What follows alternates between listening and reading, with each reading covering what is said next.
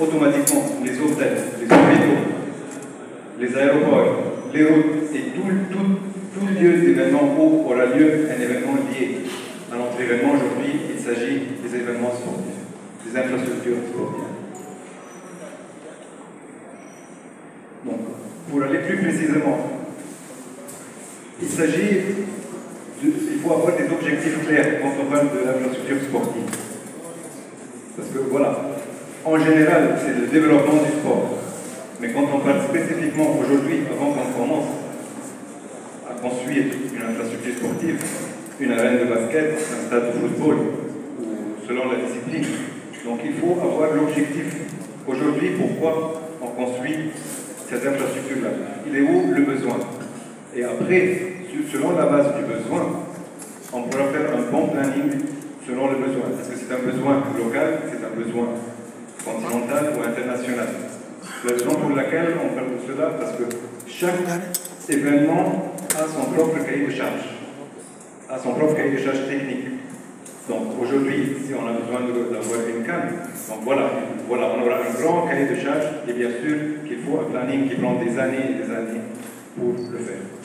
Donc, on prend l'exemple d'une canne. Donc, il faut avoir des infrastructures aux normes internationales. Donc aujourd'hui, il faut bien sûr les identifier afin de pouvoir les entretenir et afin de pouvoir faire la gestion requise pour ces infrastructures. Donc, quand on parle des stades, on a les stades. Dans un stade, vous allez voir, on a les pelouses. Donc, c'est un volet très technique. On a les projecteurs, on a les écrans géants, les panneaux de publicité, la régie, les groupes électrogènes. Voilà, il faut de l'énergie pour tous ces aspects-là, les stades, les projecteurs, les panneaux LED, les gradins, les zones d'hospitalité, les toilettes, les zones d'accès. Donc tous ces points-là, ils font. Chaque point, c'est vraiment une spécialité technique qui recommande une personne technique. Donc ce sont vraiment des domaines très, très techniques.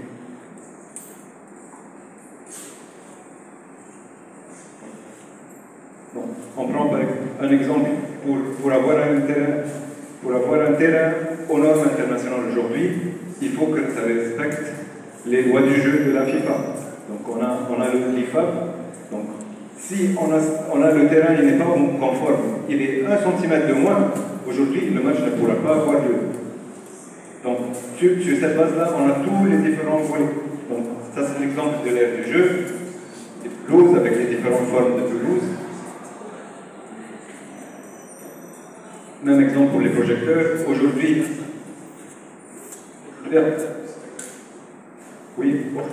ce qu'on a aujourd'hui, les normes sont très techniques pour avoir une transmission télé. On a HD, on a même 4K. Donc voilà, avec la technologie, la transmission aujourd'hui nous nécessite d'avoir un minimum de besoins. Donc pour les projecteurs, par exemple, déjà pour l'éclairage pour les joueurs dans le terrain et pour la transmission télé. Aujourd'hui, il y a des exigences minimales pour pouvoir transmettre un match à la télé. Donc, par exemple, pour les stades, il faut un minimum de lux, éventuellement un minimum 500 lux selon les charges de la carte. Donc, juste pour vous expliquer chaque point, c'est vraiment technique et détaillé. Et pour pouvoir avoir cela, il faut bien étudier le besoin dans la compétition qu'on souhaite avoir. Et suite à la compétition, chaque compétition elle possède ses cahiers de charges. Donc ça c'est juste un point pour montrer. Un autre point sur les écrans géants. Donc les panneaux LED, la régie, la distribution des caméras. Oui, toutes les facilités des médias. Donc aussi la FIFA elle possède un guide pour la construction des stades, pour avoir les besoins minimaux pour pouvoir organiser une telle compétition, un grand événement sportif. Donc aujourd'hui, le but d'avoir tous ces cahiers de charges, parce qu'on va tout à l'heure parler des cas réels en Afrique, mais le problème, plusieurs fois, on a des contracteurs, ils construisent les stades, mais ils ne savent pas les techniques et les besoins de la compétition. Donc cela retourne au point du planning. Donc aujourd'hui, si on n'a pas le bon planning, on n'a pas des objectifs clairs, on ne pourra pas aller au besoin final, au résultat final qu'on souhaite avoir. Malheureusement, plusieurs situations, on a vu partout dans le continent, des stades qui sont construits. Mais quand on arrive pour organiser une compétition, on trouve le stade hors norme. Malheureusement, quand un stade n'est pas en norme, pour faire les corrections et les rénovations nécessaires, ça coûte beaucoup plus d'argent.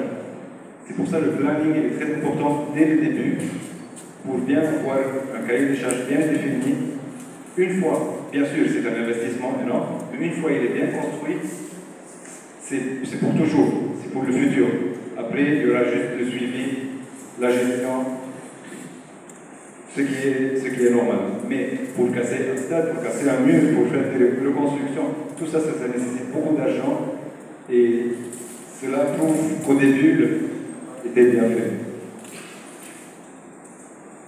Donc ça, un exemple aussi, donc, fois, quand on a un stade qui a des manques, par exemple, dans certaines installations, je vais montrer. Donc là, selon les événements, selon les besoins, j'imagine que dans les Jeux Olympiques des Jeunes aussi, on aura des structures temporaires pour servir comme centre d'accréditation, centre de billetterie ou de sécurité.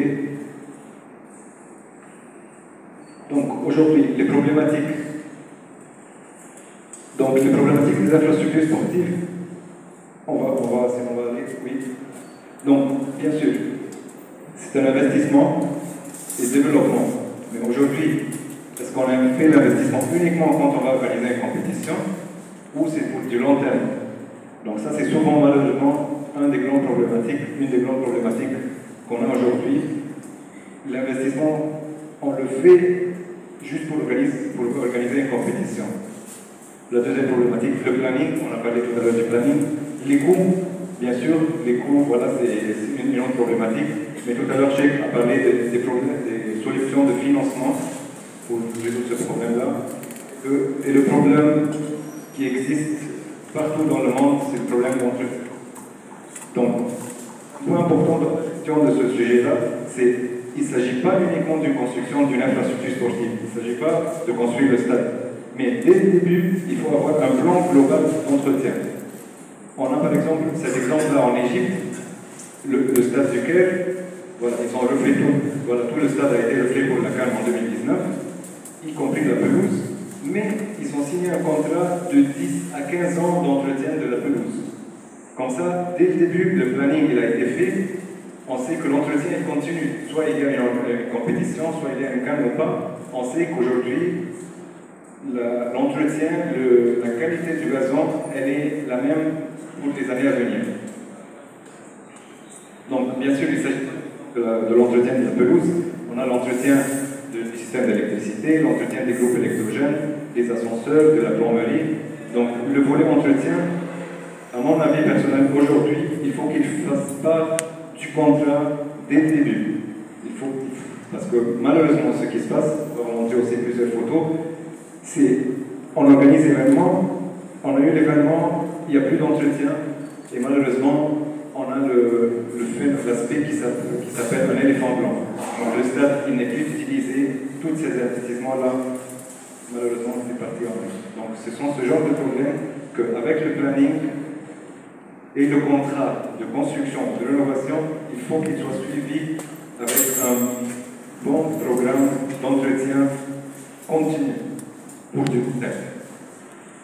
Donc malheureusement, comme aujourd'hui, tous ces points techniques, si un stade ne les possède pas, donc vous allez voir dans la prochaine image. Malheureusement, le résultat, ce qui a eu lieu, ce que la CAF avait fait, malheureusement, il y a eu une suspension des stades dans plusieurs pays africains. Malheureusement, parce qu'ils ne répondaient pas aux normes, donc le stade a été suspendu parce qu'il n'est pas homologué. Donc ça, c'était en 2022. 23 stades ont été suspendus d'organiser des matchs au niveau international. Cela, c'est grave. Ça veut dire qu'aujourd'hui, une équipe nationale qui joue une éliminatoire de la Coupe du Monde ou une éliminatoire de la CAN, aujourd'hui, si le stade ne répond pas aux normes, le stade a été suspendu et aujourd'hui, je suis obligé de partir jouer mon match d'éliminatoire de l'équipe nationale pour la Coupe du Monde. Je joue dans un pays réciproque, dans un pays voisin. Malheureusement, ça cause des problèmes graves, ça cause des problèmes politiques. Donc c'est ce genre de choses, ce genre de problème qu'il faut éviter dès le début avec le bon planning. Donc ça c'est juste une liste des pays, voilà, on a eu 23 stades suspendus. Donc, un petit exemple aussi du mauvais système d'entretien, on va monter une petite vidéo.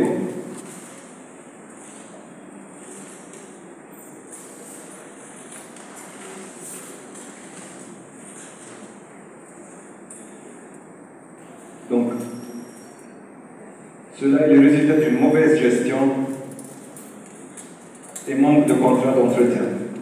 Voilà, ça c'était en direct, en 2012. Une faute eut lieu. La cause, c'était... Non, c'est jamais la cause, c'est nous. On n'a pas bien fait le travail. Le travail du stade. Le planning dès le début n'a pas été bien fait. Il n'y avait pas eu un bon système de drainage qui est adapté aux conditions climatiques du pays.